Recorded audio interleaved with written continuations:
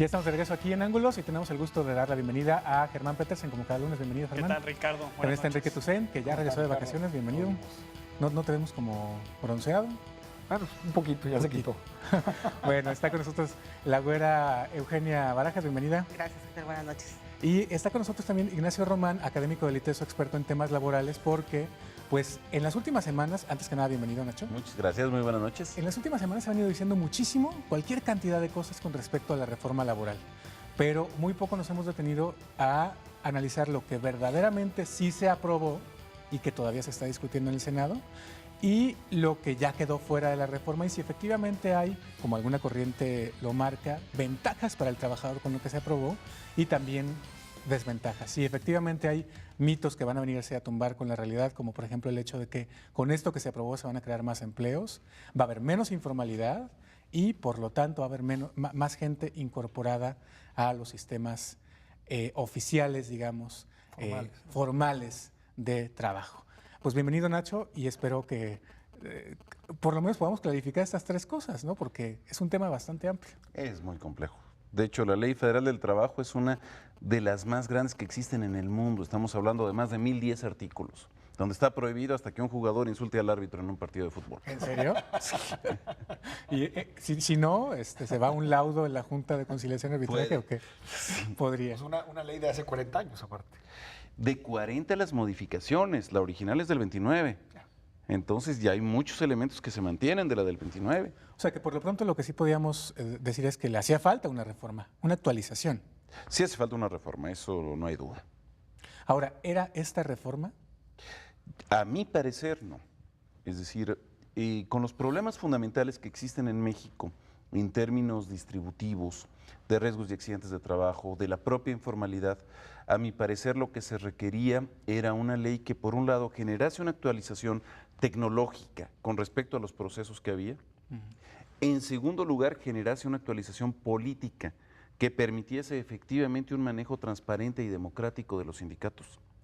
Y en tercer lugar, generase realmente una mayor búsqueda de equilibrio entre capital y trabajo, de tal manera que frente a la flexibilización a la que sí se está llegando a nivel extremo en términos de los trabajadores, se correspondiese también una cierta flexibilización de los empresarios, de tal manera que permitiese una mayor participación del trabajador en la vida de la empresa.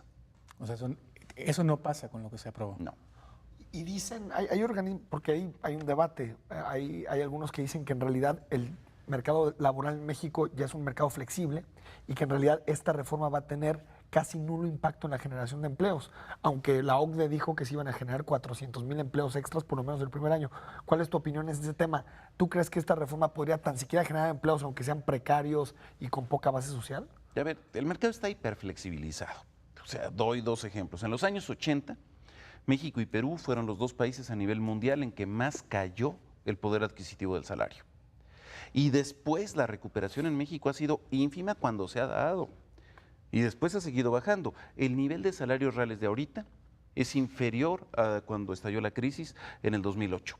La recesión es un ejemplo de flexibilidad.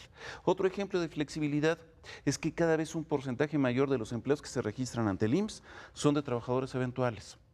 Es decir, eso es flexibilidad. Ahora, que se van a generar empleos, evidentemente, yo diría, por ejemplo, para época navideña, sí. Es decir, se necesitarán más cajeras de 2 o 3 horas en los supermercados, se necesitaría más gente que esté en las ventas, se necesitará más gente en algunos cajeros de bancos durante ciertas horas, pero en primer lugar eso va a ser fugaz, es decir, simplemente temporal. Y en segundo, lo que se genere no va a tener un impacto estructural.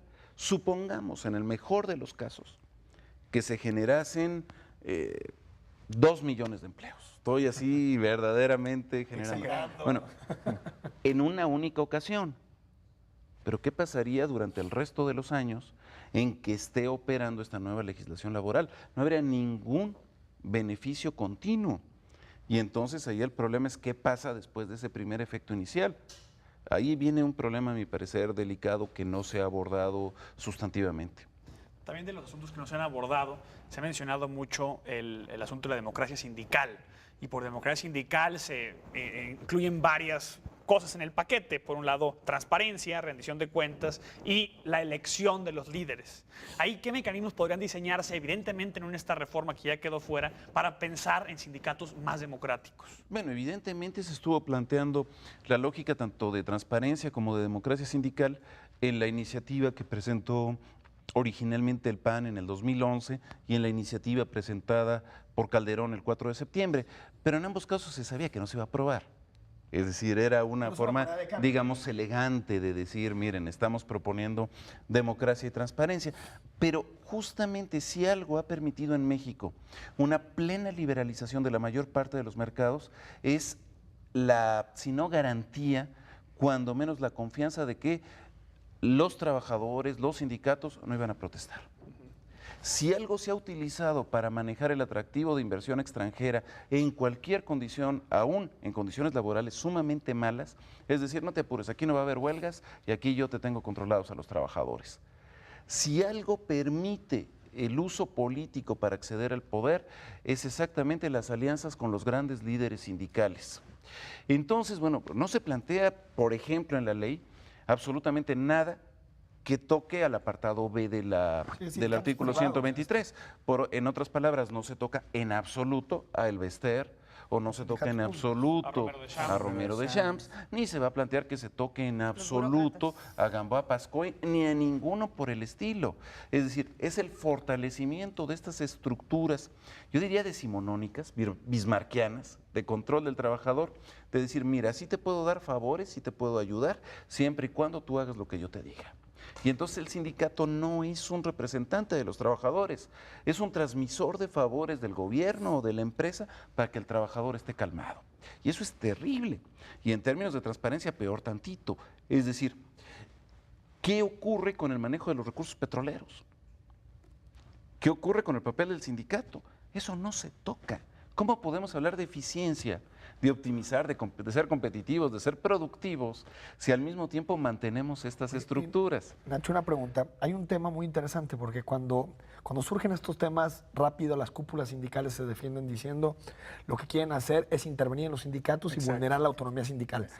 Pero te pongo otro ejemplo. Ha habido países, me viene a la mente el caso de Francia, Suecia, Finlandia, que han mantenido sindicatos muy fuertes, autónomos, independientes, que han ganado muchas cosas para los trabajadores y que han sido un contrapeso real a los empleadores.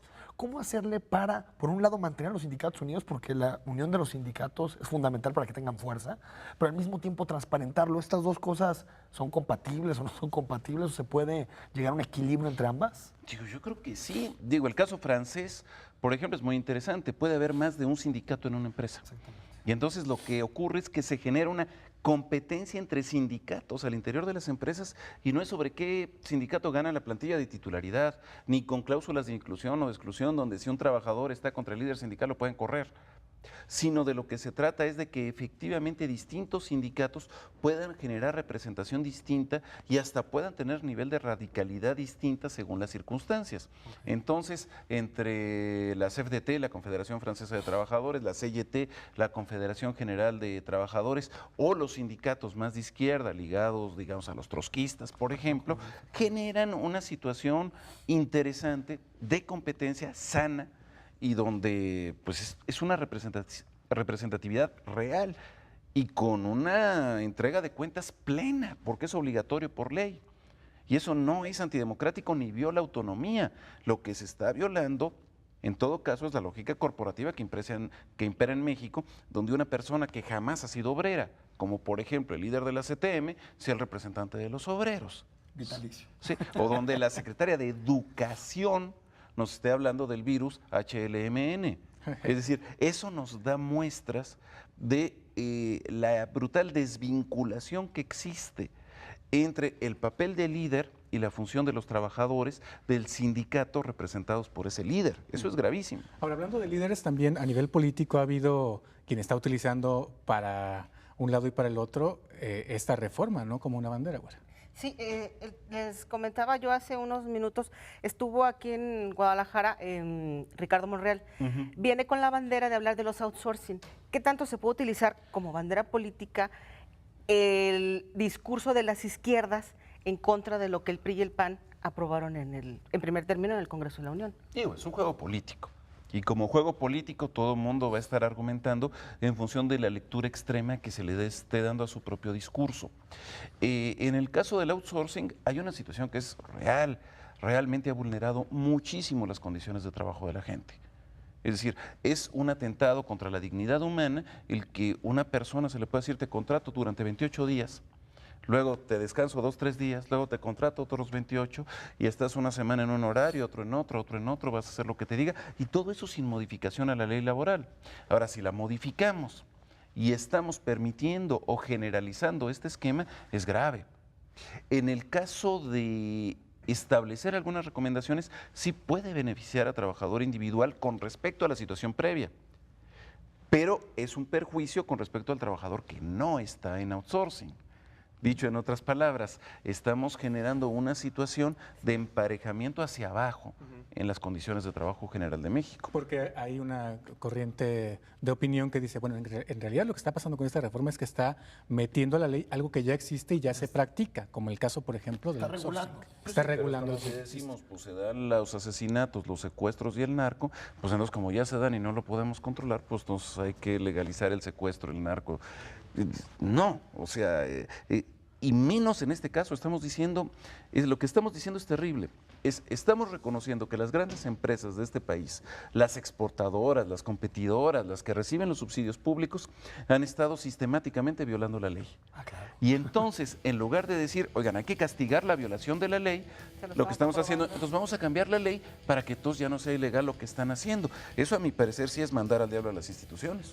Muy bien, pues con esa frase nos vamos a la pausa y seguimos platicando con Ignacio Román, experto en temas laborales, académico de El ITESO, y le preguntaremos, regresando de la pausa, si efectivamente, como están presumiendo los panistas, esta reforma va a traer más derechos a los trabajadores, específicamente a las mujeres que tanto presumen los panistas. Regresamos.